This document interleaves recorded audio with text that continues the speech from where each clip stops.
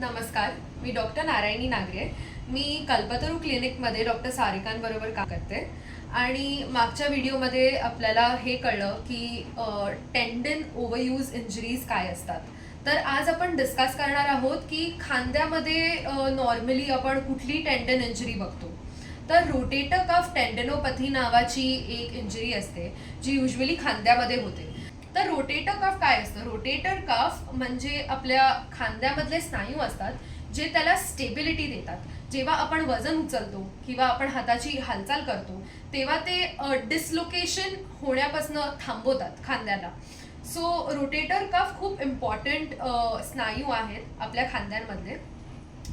टेंडनोपॅथीमध्ये काय होतं तर तिकडच्या स्नायूंमध्ये सूज येते. युजली आपल्याला कुठले सिम्पटम्स दिसतात म्हणजे पेशंटला काय त्रास होतो. तर रोटेटर कफमध्ये जेव्हा आपल्याला इजा होते तेव्हा आपल्याला हात उचलण्यामध्ये समोरनं किंवा बाजूनी त्रास होऊ शकतो. आपल्याला हात मागे घेऊन जाताना त्रास होऊ शकतो. आपल्याला कुठलं हेवी वजन सामान उचलण्यामध्ये त्रास होऊ शकतो, जसं की बादली उचलताना किंवा डबा बाहेर काढताना. केस बांधताना आपल्याला त्रास होतो. मागच्या खिशामधनं वॉलेट काढताना किंवा बेल्ट घालताना ह्या सगळ्या मुवमेंट्समध्ये आपल्याला त्रास होतो. जे लोक ट्रॅव्हल करतात कामासाठी त्यांना ट्रेनमध्ये समोर पकडायला ह्याच्यामुळे दुखापत होऊ शकते किंवा सडन जर्क लागल्यामुळे पण त्यांना पेन होऊ शकतं. आधीच्या काळी आपण काय ट्रीटमेंट द्यायचो?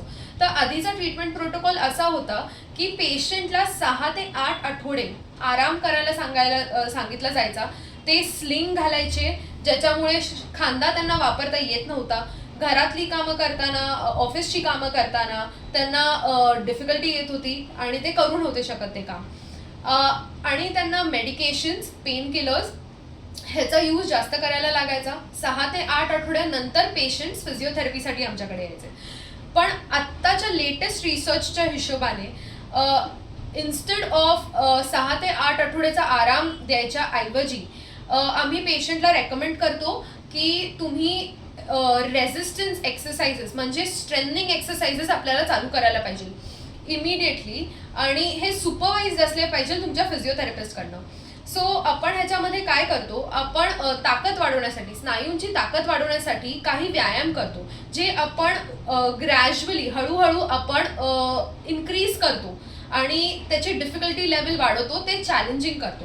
ह्यानी काय होतं, जसं जसं तुमच्या स्नायूंमध्ये ताकद वाढत जाते तसं तसं तुमचं दुखणं कमी होतं आणि तुम्ही ते सगळे ऍक्टिव्हिटीज पुन्हा एकदा चालू करू शकता जे तुम्ही आधी नव्हते करू शकत. सो तुम्हाला मी 2 व्यायाम दाखवणार जे आपण रोटेटर कफ टेंडनोपॅथीमध्ये युजली पेशंट्सला ऍडवाइस करतो.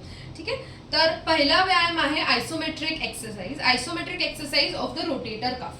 ठीक आहे. ह्याच्यामध्ये आपण एक नॅपकिन वापरणार आहोत. त्याला आपण आपल्या एल्बो जवळ ह्या प्रकारे ठेवणार. त्यांनी काय होतं, आपला फॉर्म करेक्ट होतो, आपला शोल्डर प्रॉपर पोझिशनमध्ये असतो आणि आपण स्टेबलाइज करतो त्याला. ठीक आहे. त्यानंतर आपण आपल्या रिस्टला आणि आपल्या हाताला फिस्ट बनवून आपण एल्बोला 90 डिग्रीजमध्ये राईट अँगलमध्ये ठेवतो आणि आपण वॉलला बाहेरच्या बाजूला आपण असा धक्का देणार आहोत. ठीक आहे. हा धक्का देताना, पुश करताना आपल्याला काउंट करायचं आहे 30 ते 60 सेकंड, म्हणजे ऑलमोस्ट 1 मिनिटं आपल्याला मेंटेन करायचं आहे. ओके. आपल्याला लक्ष द्यायचं आहे की आपण धक्का देणं कंटिन्यू करू throughout that 30 seconds to 60 seconds. हे करताना आपल्याला लक्षात येईल की आपले जे मसल्स आहेत खांद्याचे तिकडे आपल्याला कॉन्ट्रॅक्शन फील होईल. ठीक आहे. आपल्याला लक्षात येईल की इकडचे मसल्स ॲक्टिवेट होत आहेत. हे आपल्याला होल्ड करायचं आहे आणि त्यानंतर रिलॅक्स करणार. ओके. ही मूवमेंट आपण करू शकतो 5 ते 10 वेळा दिवसातनं 3दा. ओके. दुसरा व्यायाम आपला आहे रोटेटर कफसाठी. ह्याच्यासाठी आपण काय करणार आहोत, थेराबँड आपण वापर करतोय. सो आयसोमेट्रिक जी एक्सरसाइज आहे ती युजली आपण स्टार्टिंगमध्ये करू शकतो कारण तेव्हा आपल्या खांद्यामध्ये ताकद नसते आणि बिगिनर लेवलला ते इझी असतं करणं. त्यानंतर आपण प्रोग्रेस करतो आणि आपल्याला ही एक्सरसाइज करणं पण खूप इम्पॉर्टंट आहे. ह्याच्यामध्ये आपण थेराबँडचा वापर करणार आहोत आणि आपण एल्बोला बाहेर आणि आत असं खेचणार आहोत. ह्याच्यामध्ये पण आपण 90 डिग्रीजमध्ये आपला हात मेंटेन करतो आणि आपला हात आपल्या बॉडीच्या जवळ राहणार.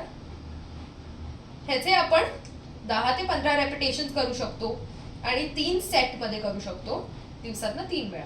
सो ह्या एक्सरसाइजमध्ये आपण कॉन्सन्ट्रिक आणि इसेंट्रिक कॉन्ट्रॅक्शन दोन्ही करतोय. कॉन्सन्ट्रिक कॉन्ट्रॅक्शन जेव्हा आपण हात लांब घेऊन जातो तेव्हा होते, ज्याच्यामध्ये आपले जे स्नायू आहेत ते जवळ येतात. ओके.